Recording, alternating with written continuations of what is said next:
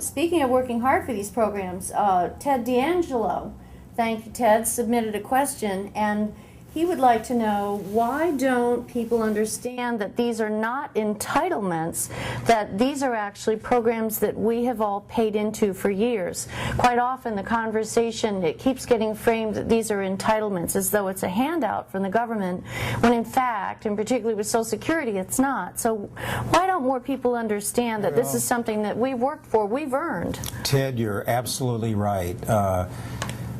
It seems like those people who are key to the debate on the deficit and the debt, and even prior to this crisis that we're experiencing, they would say the words Social Security, Medicare, Medicaid in one breath, and they're very different programs.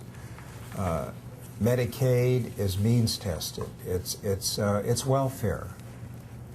Medicare is partially financed by working people that pay into the payroll tax that we were talking about. Social Security is entirely self-financed. It's not an entitlement. I thought it was very telling that the President yesterday, or maybe it was the day before, as I mentioned, in his town hall meeting in Minnesota, he came out and said it. He said, I don't know why people are calling Social Security as an entitlement. It's an earned benefit. We pay into it. It's insurance for our retirement, for our families if we become disabled or die at a young age. It's there. So this is an earned benefit. And some of the ideas that have been floated would turn it into something else, would turn it into a welfare program. And I don't think anybody that is on Social Security or thinks about it, will be on it, would want that program to be termed a welfare program. It's not. It's an earned benefit. It's gratifying that the President has said that publicly just the other day. Very much so. Okay, Bill Milligan has submitted a question, and this is something that a lot of folks who are in that baby boomer category, the younger boomers, etc., are wondering, what happens to people like me who've been paying in for decades, but we're a few years younger, the vaunted 54 cutoff. There's been a lot of talk about, well, some of the changes that members of Congress are proposing wouldn't affect anyone under the age or over the age of 55, but what if you're 54? Where does that leave someone who's in that age group or younger if they're talking about cutting these programs, raising the retirement age, the eligibility age, etc.? Well, it leaves them vulnerable.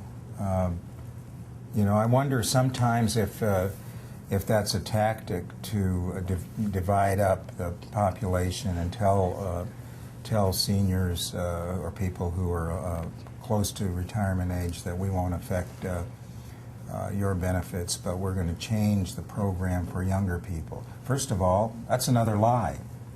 If let's say some of the plans we heard in the last few years, especially when President Bush was proposing his privatization plan, and others that are other plans to privatize Social Security that are still considered in Washington, would have younger people, let's say under 55, enter into a privatized system. People that are on the program, Social Security, would be protected from this change. But in fact, it will affect everybody, because if we were talking about the trust fund, Social Security, the way it works is people pay in, working people pay in, those that are on the program receive benefits, and so on and so on. It's an intergenerational program. Right. If the younger people, if their marching orders are, you don't have to contribute to the payroll tax anymore. You can invest this money if you think you can do well in a market that can drop 500 points in a day. Go ahead and do that. There will be less money coming into the program. It will have an impact on the solvency for those that are younger. We've seen another example of this in the budget that passed the House, the Republican budget that passed the House last spring, that would privatize Medicare. People under 55 would get a voucher. People over 55 could still enter into the traditional Medicare program. The message was, if you're older, 55 or older, or on Medicare, don't worry, this won't affect you. First of all, that's not true. Mm-hmm. Second of all, if you are under 55, you better worry about what you're going to have when you do reach the age of needing health care from the government. Mm-hmm. If you get a voucher, first of all, the voucher that was included in the budget, the Chairman Ryan's budget that passed the House, doesn't keep up with inflation. You would end up, when you reach Medicare eligibility age, Mm-hmm. the voucher that you get would not keep up with the cost of acquiring your health care. You would pay $6,000 a year more than you would if you had been allowed to enter traditional Medicare. Right. So if you're 55 or younger and you see what's happening with our retirement security and the cost of health care, you better darn well be worried. Definitely. And we're going to be taking a break just for a moment here so we can get some more questions in, and we'll be right back to you in just a moment. Please stay with us. And welcome back. You're with the National Committee to Preserve Social Security and Medicare. This is a live chat with our Facebook and Twitter friends talking about Medicare, Social Security, and what's going on in Washington and what's going to happen with our benefits. I'm Pamela Causey with the National Committee, and I'm here with Max Richmond, who's our President and CEO. We've been fielding a lot of great questions from all of you. Thank you for being involved in this discussion. Thank you for asking some really good questions, and we have some more to get to before we wrap up today. So we're going to go ahead, Max, and shoot to the question from Gerald Broadwater. Gerald, thank you for this submission. He wonders why there are so many people on Social Security under the age of 55. Parents of children in school receive benefits because kids have learning disabilities.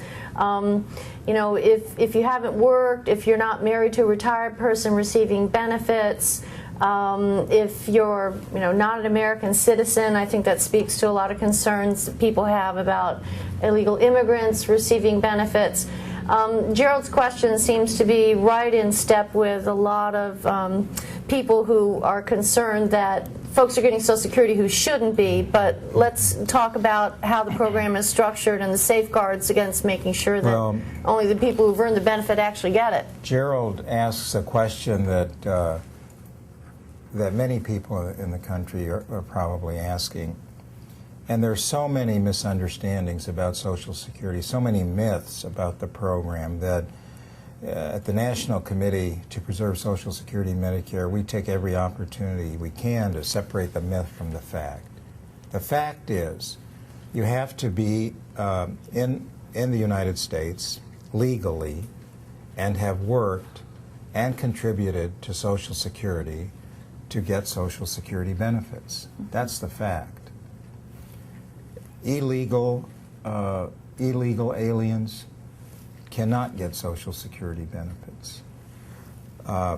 One of the most confusing parts of the discussion of Social Security has to do with disability programs.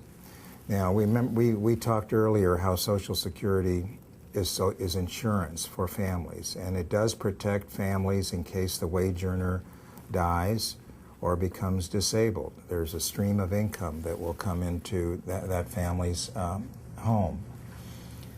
There's another program in government that takes care of those who are destitute, aged, blind, disabled, and that's the Supplemental Security Income Program, SSI. SSI. That's not Social Security. Right.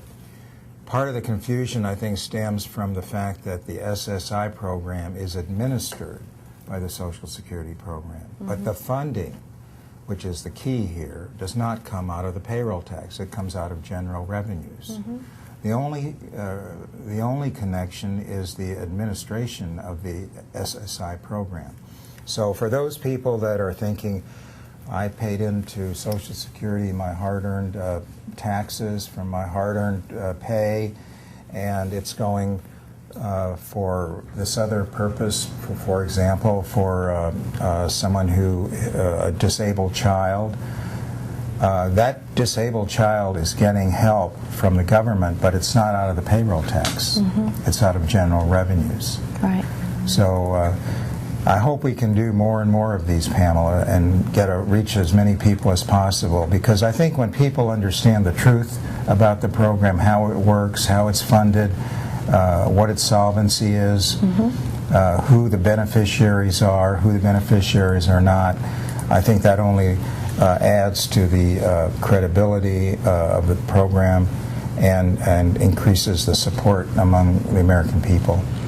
That's great, Max, and it is important to reinforce that, and I hope that those who understand the program will make sure and spread that word with others, because there still is a lot of misinformation, and essentially you cannot qualify to get Social Security benefits, as Max said, unless you've worked, and you have to put in a certain number of quarters of work, of credible employment in order to qualify for the benefits. So this is not a program that gives handouts. This is a program that is an earned benefit, and it's important to remember that.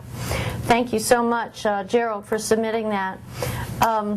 We have a question now. Robert Snyder has submitted, and Robert says that he's going to be turning 62 in January of 2012, so he's looking at a big birthday coming up next year, and he plans on receiving Social Security, but he's concerned of whether or not it's actually going to be available, if his benefit will be there, if it will be cut. What's down the road in the next 6-12 months for Social Security benefits? Will there be any dramatic changes at this point? I don't think in the next 6 to 12 months. And Robert is retiring early. There was no change in the age for receiving benefits for those retiring early. At least that hasn't happened at this time, up to this time. The COLA issue, which I mentioned earlier, could have an impact on Robert when he starts getting his Social Security. If the new formula that's being advocated by some, that is, would mean a smaller COLA, that's a smaller benefit, and over time it adds up. COLA, as a lot of people know, it's compounded. So whatever you receive in 1 year and you add the COLA on, that's the base for getting the next COLA if you're lucky enough to get a COLA. So over time, that reduction in the COLA is going to have a dramatic effect, and that's probably the main impact it could have on someone such as Robert, who's about to turn 62.